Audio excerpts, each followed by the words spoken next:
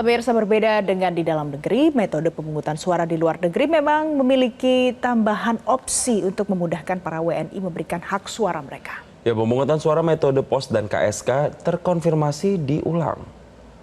Pemungutan suara melalui pos dan KSK diulang karena banyak sekali faktor, diantaranya adanya para WNI yang bermain curang dengan mengakali KPPS luar negeri pos, KSK, dan TPS. Mereka mengambil kesempatan untuk dapat mencoblos lebih dari satu kali dengan metode pemungutan suara yang berbeda.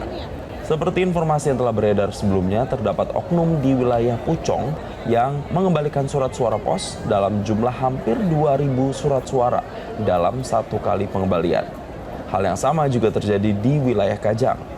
Selain itu, permasalahan yang terjadi di KSK diperparah dengan total pendistribusian surat suara dari PPLN Kuala Lumpur yang merata di tiap KSK, sebanyak 500 surat suara ditambah 2% surat suara cadangan.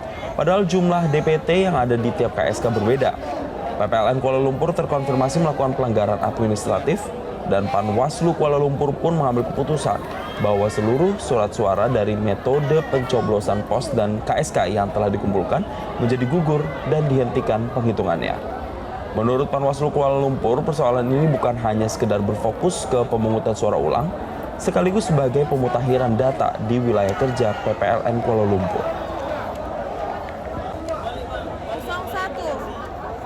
Banyak orang-orang yang dia ini sebenarnya di TPS atau kemudian dia di pos itu malah melakukan pencoblosan di KSK.